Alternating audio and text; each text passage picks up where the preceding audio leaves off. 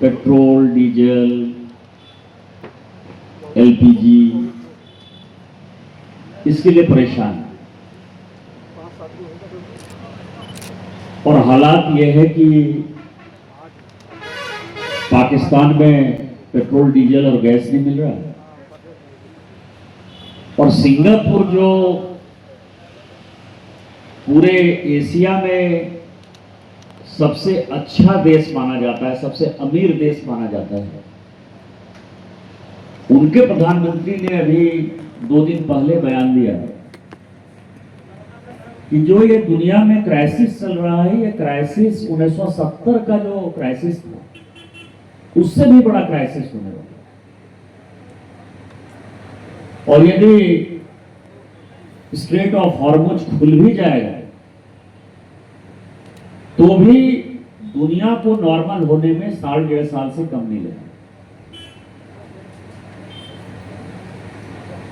अब सुनने में तो ये छोटा बयान लगता है, विरोधियों को आंदोलन कर रहा है, महंगाई क्यों बढ़ रही है। आपको पता है कि अमेरिका में जो गैस, पेट्रोल, डीजल के दाम हैं वो जितना दाम था उसका 1.5 गुना बढ़ गया। यूके में लगभग 0.75% बढ़ गया, मतलब 1.25 गुना बढ़ गया। वियतनाम, कंबोडिया, बांग्लादेश, श्रीलंका, ये सब जो आसपास के पड़ोसी मुल्क हैं हमारे, या तो वर्क फ्रॉम होम हो गया या कंप्लीट शटडाउन हो गया। जैसा कोविड के समय हुआ था वैसा ही शटडाउन हो गया। भारत ही एक ऐसा देश है जिसमें कि आज भी लोग मजबूती से खड़े, और 2 रुपया 3 रुपया भी बढ़ जाता है दाम तो उस पर अपोजिशन हल्ला करने लगता है। हम अभी पता कर रहे थे, कल ही मेरे गाड़ी में कुछ लोग चर्चा कर रहे थे कि इस बीच में सबसे ज्यादा यदि कोई दाम बढ़ा तो दारू का दाम बढ़ा।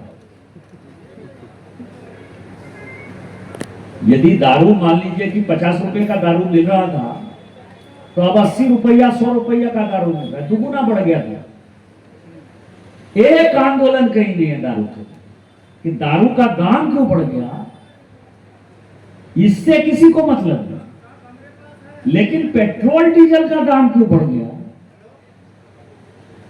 इसके लिए जो है आंदोलन है। और इसमें आज गोड्डा के लिए बड़ा खुशखबरी वाला दिन है, क्योंकि देवघर में पहले आया। मैं आपको बताऊं कि पहले फेज में यहाँ संतोष जी कहीं नजर आ रहे थे हमको।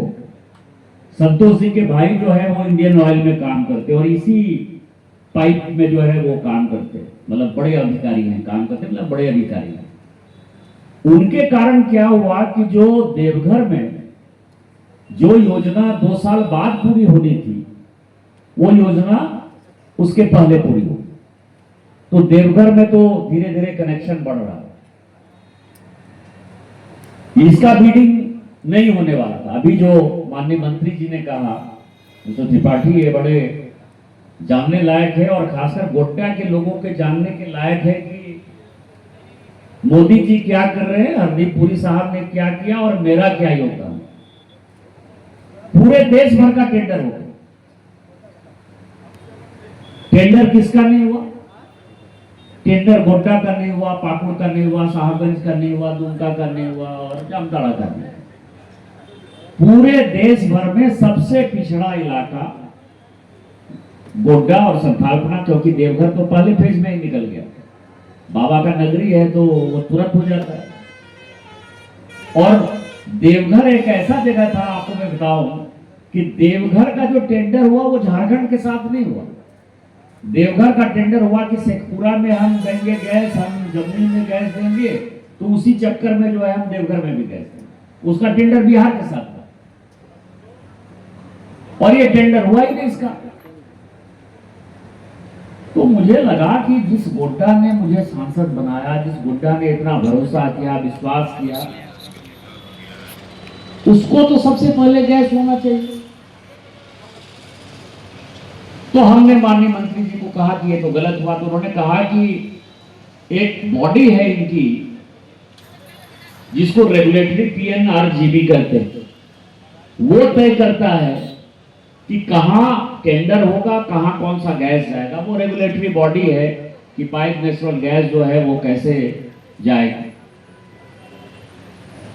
और उसमें जब मैंने मंत्री जी को कहा तो कोई उसका मेंबर ही नहीं, ना अध्यक्ष थे ना मेंबर थे।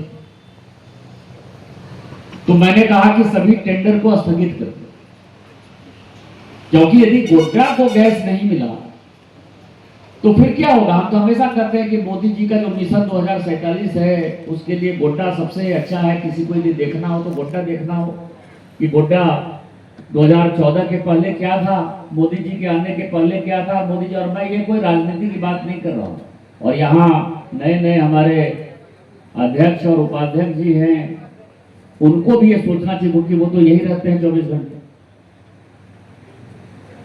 तो 7 दिन के अंदर उसमें मेंबर का अपॉइंटमेंट हुआ, चेयरमैन की अथॉरिटी हुई, एडिशनल सेक्रेटरी को चेयरमैन बनाया गया, और उसके बाद ये गोड्डा, पाकुड़, साहबगंज, जामताड़ा और दुमका का जो है टेंडर हुआ। अब मेरी इच्छा थी कि देवघर आईओसीएल कर रहा है तो आईओसीएल ही करे, लेकिन ये मौका एचपीसीएल को मिल गया, एचपीसीएल जीत गई। अब एचपीसीएल कैसे काम करेगी इसके लिए 10 बार मीटिंग हो गया। फिर मैंने संतोष जी के भाई का ही सहारा लिया कि कौन यहां आदमी है, अधिकारी है।